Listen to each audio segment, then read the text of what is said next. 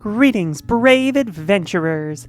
My name is FoxyBard, and how about another community day? It's been a little while. Now, this one was especially requested by one of my patrons over on patreon.com/FoxyBard. And hey, if you're gonna pay me money, I will definitely read your stories. Also, it's just kind of fun, and I like where it goes. So grab yourself a seat around the fire as we dig into this tale of role-playing. Today's story can also be found on the r/GameTales subreddit, and it comes to us from the user Hilvon1984, also known as Sentharia among my Patreon supporters. It is entitled, How a Horny Bard Added an Epic Side Quest to the Campaign. It features shutting down a horny bard in the best possible way, and some fantastic improv. So without further ado, tale start. It was a pretty busy week, so only now I have some spare time for the story. Spare. Okay, there's a decent amount of spelling mistakes in this. I'm not gonna read them all, I'll fix them.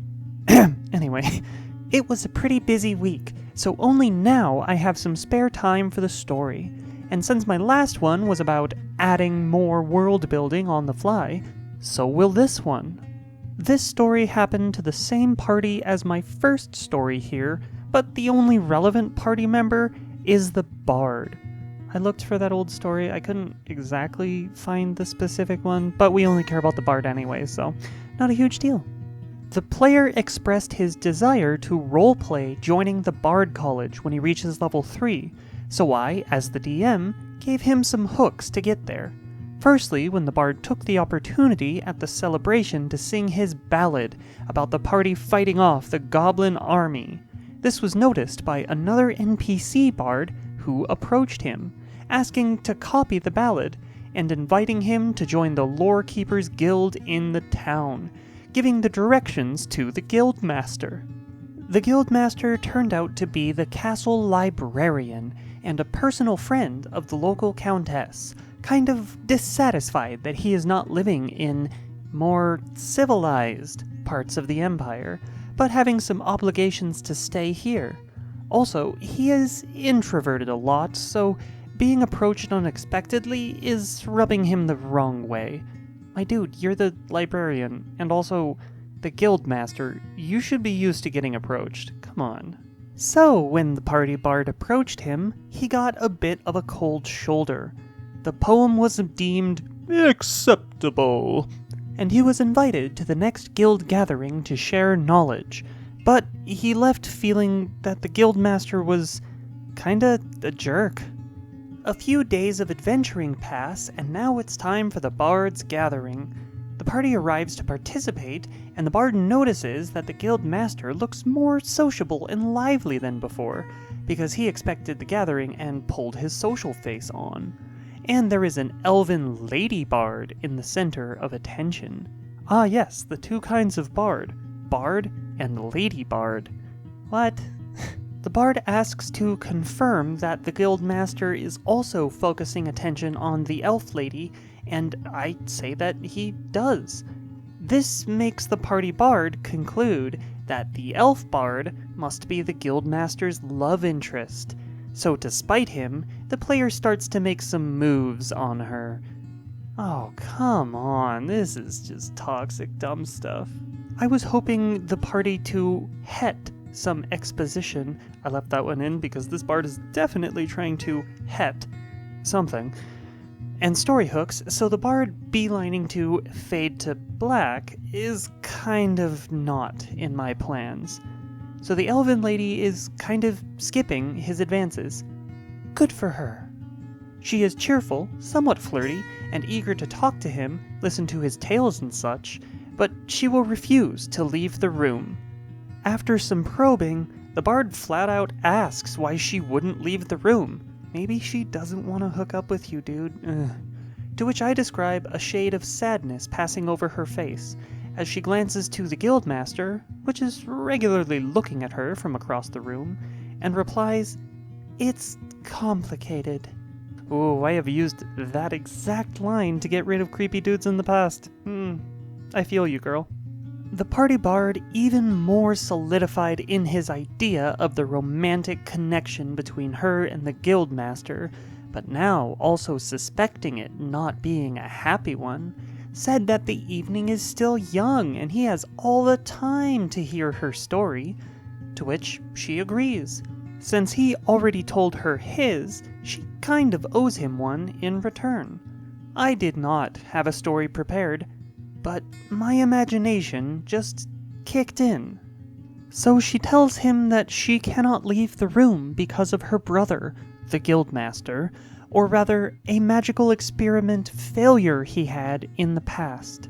She loves stories and often wished to be able to see them, so when her brother got a degree in magic, he decided to make a spell for her to make her able to see any event at any time, and not just as a divination, but to actually experience it while still being safe. Unfortunately, this was too much of an undertaking for him, but they were young, so when he got some promising results, he offered her to try the spell out, and she agreed. Turned out there was a really thin line somewhere in the esoterics of the spell between anything and nothing. So instead of her being able to be non-physically present at any event past or current, she stopped being present anywhere. Whoops! It took him years of research to figure out a second spell to call her back. But the spell is taxing, so he only uses it once a month, and he has to maintain constant awareness of her for spell concentration, hence the constantly looking at. But eventually, he still has to sleep, so they agreed that he will not torment himself too much, and only get her present one day a month. But as a bonus, this day he got all the local bards around to tell her new and exciting stories. Now that's really wholesome, I love that. And thus, the bard got an epic side quest to recover some ancient magic knowledge for the guild master so he can get his sister back. All because the bard wasn't able to instantly charm her and get laid. Tale end. This might be my new favorite way to shut down a horny weirdo. I love this. I wasn't a huge fan of the bard's actions because, you know, it's your typical, I just want to have sex with everything kind of character, and that's boring. And so the DM forced him to step outside of that, to learn more about the world, and I think he probably turned out way better for it. Plus, it actually gave him an in for social interaction with the guildmaster, which hopefully developed into a good relationship so that they could actually, be in the same guild together and do well. And, of course in the back of my head, as soon as the elf lady got her body back, I guess, back into reality? Sure, we'll go with that. As soon as that happened, she turned to the hero of this story, Bard, and said, "Oh, I'm sorry, I'm gay." And then ran off and got herself a girlfriend. Maybe a foxy girlfriend. Oh. Hey, where the elf lady's at? Who wants a foxy girlfriend? Right here. I'm single. Okay, that means I'm probably done talking about anything useful. I don't know what to do for a parody song. No, wait, hang on. This is a bad idea. Fox! Do you get it? It's the shots. So I don't actually know what that song is called. That's all I got.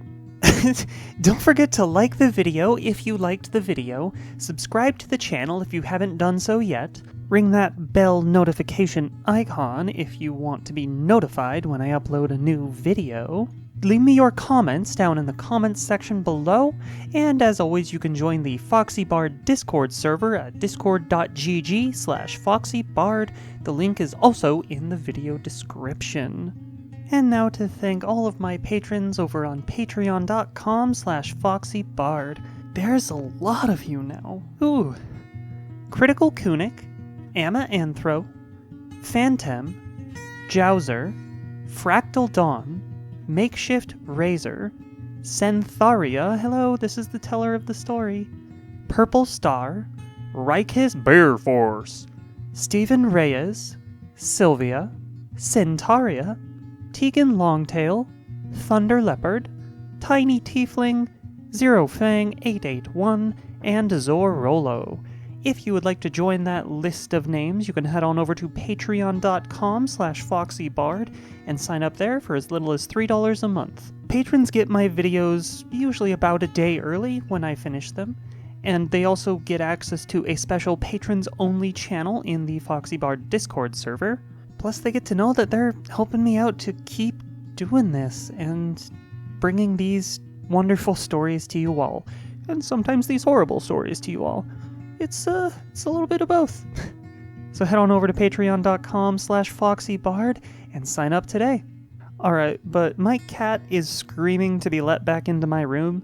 I had to lock her out so I could record, so I'm gonna go get her. So for now, let's douse the fire and get back to our own adventures.